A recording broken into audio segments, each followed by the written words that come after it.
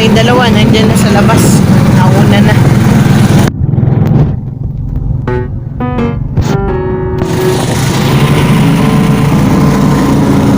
Ayan si Kyle.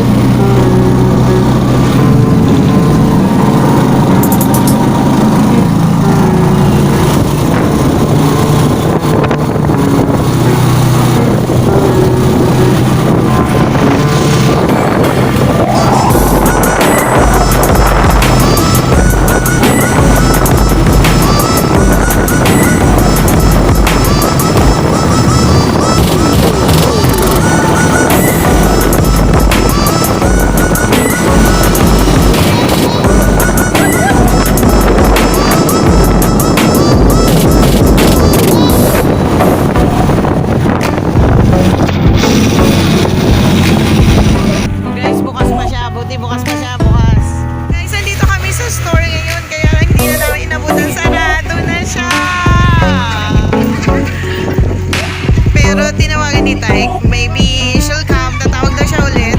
Sabi ko baka nasa vicinity dito. So maybe, sana, let's hope na tatawagan siya ulit. Naghihintay kami dito ngayon. Nandito kami sa may Kalayahan. So malapit siya sa LTO. Malapit siya sa LTO.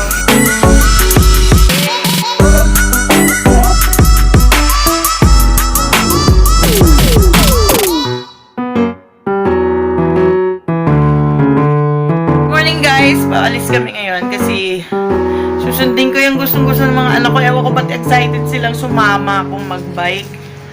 Ang reason nila para daw pumayat ako. Pero ako parang mamamatay ako sa gagawin namin na to. Ewan ko na lang. Let's see. Bibili kami ngayon ng bike. Samahan nyo kami. So guys, masyado ako na-excite. Hindi ko nakunan yung pag-unbox ng binili namin. It's Sunpeed. How do you call it? Yeah, Kepler. Sunpeed Kepler. Ito, ina-unbox siya right now.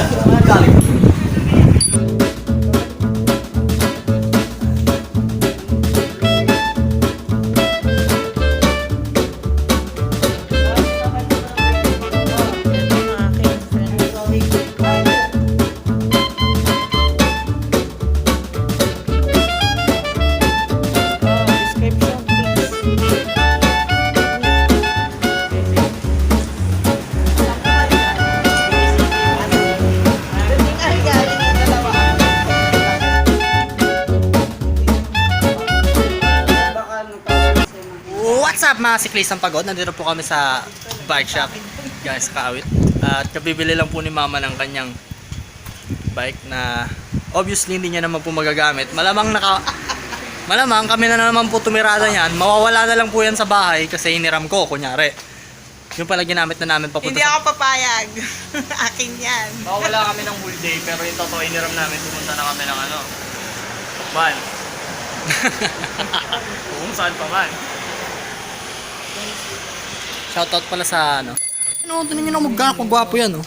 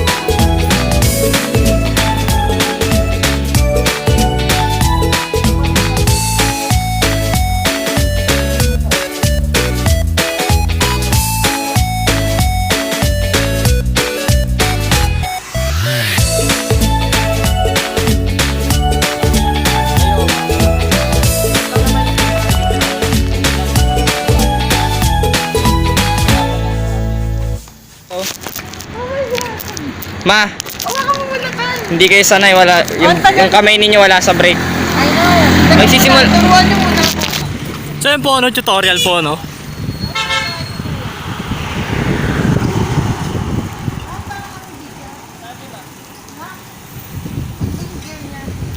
Nasa pinakamaliit na lakas. Ano ba dyan? Dito sa freeway. So yun po, no? Kitang-kita na po natin kung paano nagsisimula lahat ng mga siklista. Yeah, boys!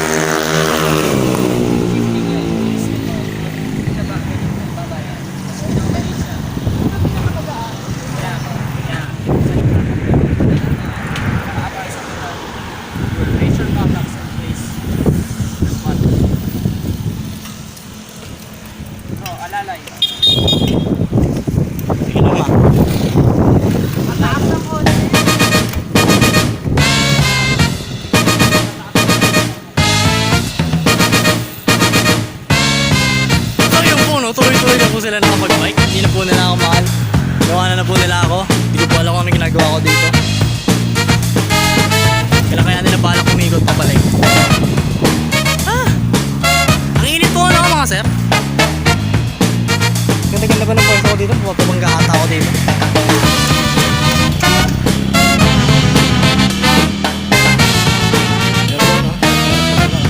Hindi ko na kunin ko na kaya bike.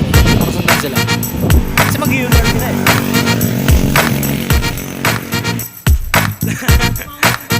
Sketch pa po yung landing.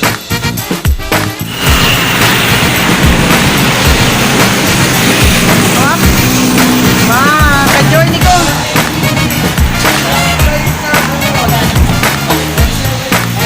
Bike.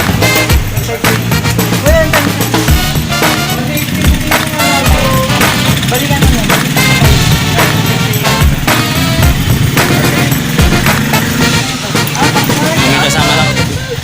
May kasama na kayong lights eh.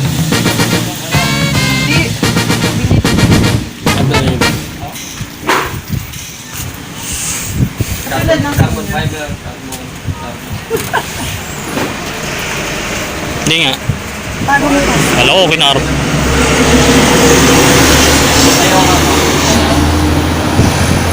Water bottle. Hindi ko pala binili yung Cyclocross. Ganda-ganda pa po. Bro, ikaw naman ako Gusto ko din, kaya lang ayaw ko yung kulay. Basta lang yun. Yung ba sundo mo?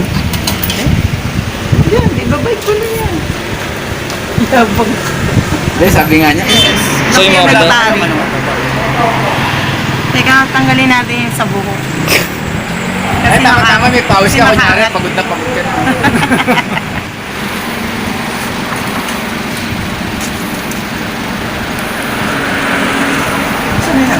Ano, sinisikipan.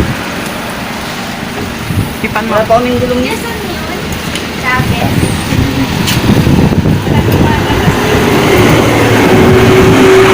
Paano sikipan?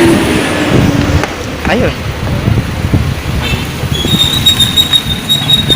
From Madrid Pahal, ayun po, no, nakikita natin na si Mama. Ayun, nakatingin siya sa bike na. Hindi ko pamana na po ng LJ bike shop yung bike na to. Kay Mama. Mas maganda pa rin po yung bike namin, no, kung tatanungin niyo. Ano po yung bike namin, carbon fiber po yun, 20,000 po bill namin. Ito po ay worth 10,000. Siniraan mo pa yung bike ko. 18 years old na kayo. Hindi nga, mas maganda ka lang nagtatango. Mukhang babae pag nakabike ka. Thank you, thank you. Thank you po. Boss, thank you. Thank you. Ano po yun? So guys, ayun nga, paalis na kami dito sa store at nakapili na kami ng bike ko. It's Sunpeed Kepler. Tapos, ito namang bike ni Tyke ay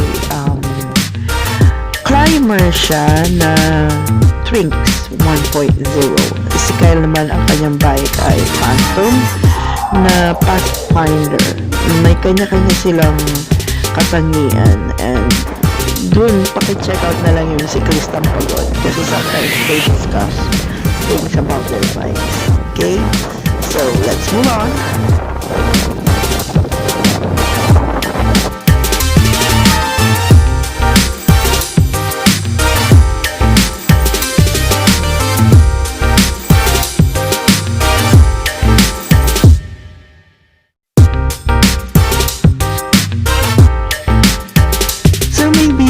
of you are wondering bakit ako nag-bike, aside from pinipilit talaga ako ng mga anak ko to go with them in their rides kasi they want me to stay fit.